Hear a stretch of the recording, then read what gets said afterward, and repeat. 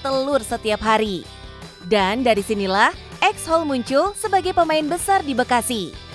Halo bos, saya Poppy. Saya pemilik dari X-Hall. Kami distributor telur fresh dan berkualitas di Bekasi, melayani untuk partai besar, agen-agen kecil. Penasaran sama cuannya? Tetap di Cuan Bos.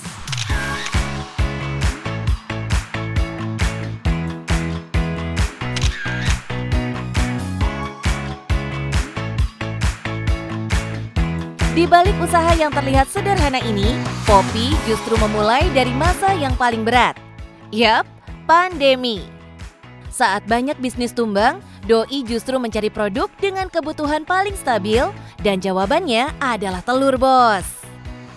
Jadi pada saat itu saya justru berpikir telur di pandemi itu kok jadi kebutuhan yang cukup banyak. Banyak orang bansos gitu ya, pengen ngasih orang-orang yang lagi pada isoman, ngirim telur gitu-gitu. Saya coba-coba broadcast ke beberapa grup dan ternyata respon pasar memang sangat bagus. Dari sinilah Poppy sadar komoditas pangan dasar seperti telur tetap dicari meski kondisi ekonomi kacau. Selama orang butuh makan, permintaan telur nggak akan berhenti. Ini jadi titik balik Poppy untuk terjun serius jadi distributor. Saat 2020 itu, karena memang ayah saya dulu pernah menjadi peternak, jadi kenal beberapa peternak di Batang, kampung saya. Nah, di situ saya udah tahu setidaknya telur itu harus fresh dan harus berkualitasnya itu seperti apa. Kita melihatnya dari cangkangnya, karena ayah saya pernah ngajarin itu. Ilmu dasar inilah yang bikin X-Hall beda, bos. Poppy tahu kualitas harus dijaga mulai dari peternak.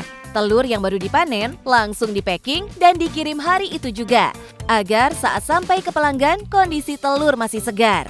Modal pengetahuan ini jadi fondasi penting sebelum usahanya berkembang besar. Nah bos, ini cara kita buat ngecek telur ini masih fresh atau enggak. Jadi telurnya putihnya ini masih kental, kuningnya juga masih utuh, enggak nyatu. Nah, kalau kita mau lihat cangkangnya, untuk buat ngecek nih cangkang yang tebal, yang coklat pekat seperti ini yang terbaik karena umur simpannya akan lebih panjang dan agen-agen pasti suka banget sama yang kayak gitu. Di dunia distribusi telur, kontrol kualitas seperti ini penting banget. Agen dan pelanggan besar umumnya mencari telur dengan grade A, bukan hanya untuk ketahanan simpan, tapi juga supaya tampilan produk mereka konsisten. Telur dengan cangkang tebal lebih tahan benturan saat pengiriman, sementara warna yang lebih pekat menandakan ayam diberi pakan premium. Semua ini berpengaruh langsung ke nilai jual, bos, terutama buat pelaku F&B yang butuh kualitas yang seragam setiap hari. Tentunya tidak ada bisnis yang tiba-tiba jadi besar, nggak ada bisnis yang tiba-tiba mitranya banyak. Bahkan peternak aja saya cuma kenal beberapa dan itu hanya di kampung saya di Batang. Akhirnya setelah kita menjalani baru tuh kita akan lebih meluas lagi, kenal lebih banyak peternak. Yang tadinya pelanggan bahkan cuman saya sehari pertama buka kios kecil yang sekitar 2 kali 3 meter doang. Itu yang sehari aja paling laku kadang bisa 10 kilo, 50 kilo gitu. Untuk pemain baru, tantangan terbesar adalah mendapatkan pasokan stabil, karena peternak biasanya memprioritaskan pembeli yang sudah rutin. Justru dari konsistensi belanja inilah kepercayaan mulai terbentuk. Dan saat transaksi makin sering, volume pun ikut naik. Dari puluhan kilo, naik jadi ratusan. Lalu akhirnya bisa masuk kategori distributor. Dengan kita memulai sesuatu itu, kita akan lama-lama akan terbuka jalannya. Akan tahu ya marketing itu akan jalan dengan sendirinya ketika kita sudah terjun, kita akan tergugah gitu loh, apalagi dengan telur yang cepet banget expirednya, dikejar sama waktu. Jadi kita benar-benar harus keliling dari toko ke toko, dari warung ke warung, di sosial media juga untuk ke pemasarannya. Ini dia tantangan khas produk pangan segar, Bos. Distributor nggak bisa nunggu pelanggan datang. Mereka yang harus aktif menjemput permintaan. Disinilah ritme bisnis telur terasa cepat, harian, dan nggak bisa santai. Dari peternakan rata-rata kita nerima barang, ada satu truk itu 5 ton muatannya. Saya punya ekspedisi sendiri, ada beberapa armada, ada L300, ada box, mobil box untuk mengirim ke beberapa pelanggan.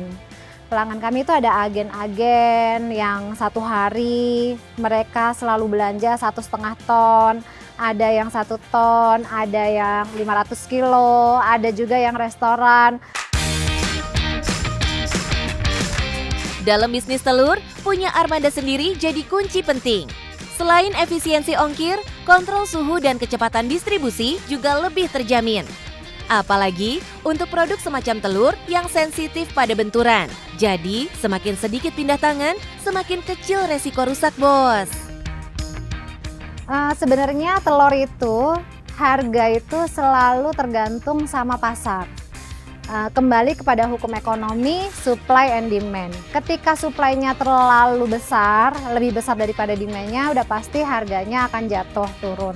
Tapi ketika demand-nya lebih tinggi ketimbang supply-nya daripada peternak punya di seluruh Indonesia ini, udah pasti ketika demand tinggi harganya naik. Harga telur memang salah satu komoditas paling fluktuatif di pasar pangan. Selain faktor supply demand, perubahan harga pakan, cuaca, sampai kondisi kesehatan ayam bisa memicu pergerakan harga mendadak. Karena itu, pemain distribusi harus terus memantau harga harian dari sentra-sentra peternak. Pergerakan selisih kecil saja bisa berdampak besar loh, Bos, karena volume penjualan yang tinggi. Kita harus main strategi, kapan kita harus belanja banyak, kapan kita harus agak mengurangi belanja kita supaya bisa terus mengimbangi harga pasar yang terbentuk setiap hari. Kadang kan perubahannya terlalu cepat ya di telur itu, setiap hari terus berubah, dinamikanya tuh gerakannya, grafiknya selalu begitu. Jadi untuk menjaga supaya tetap kompetitif, ya pada saat kira-kira pasarnya responnya kurang bagus, ya jangan terlalu banyak barang mahal yang kita belanja, nanti kita nggak bisa ngimbangin pasar. Ini dia permainan ritme, Bos. Membaca tren, melihat kebutuhan pelanggan, dan memastikan cash flow tetap sehat meski grafik harga terus berubah setiap hari. Jadi pasti kita menentukan margin beda-beda ya. Kalau yang misalnya orang beli eceran, kita ikutin harga pasar yang terbentuk di eceran, katakanlah hari ini 30 ya. Kita menyesuaikan dengan pasar harganya 30.000 per kilonya beli di sini. Tapi kalau untuk misalnya di angka 100 sampai 200 kilo, nanti 300 sampai 500 kilo, itu juga pasti beda-beda harga. Di tengah harga yang fluktuatif setiap hari, justru konsistensi dan komitmenlah yang bikin Exhol tetap berdiri kuat. Dan dari usaha yang kelihatannya sederhana inilah, Poppy membuktikan peluang besar kadang datang dari kebutuhan paling dasar. Nah Bos, sudah tahu kan tentang Exhol? Nah, buat kalian yang hari ini mungkin masih bingung, pengen bisnis apa, takut memulai, mungkin telur bisa jadi salah satu inspirasi buat bisnis kalian. Kelihatannya sederhana, nggak perlu harus sempurna untuk memulai. Yang paling penting adalah teman-teman berani dan pastikan jaga kepercayaan orang. Oke? Yang penting apa? Cuan, Bos!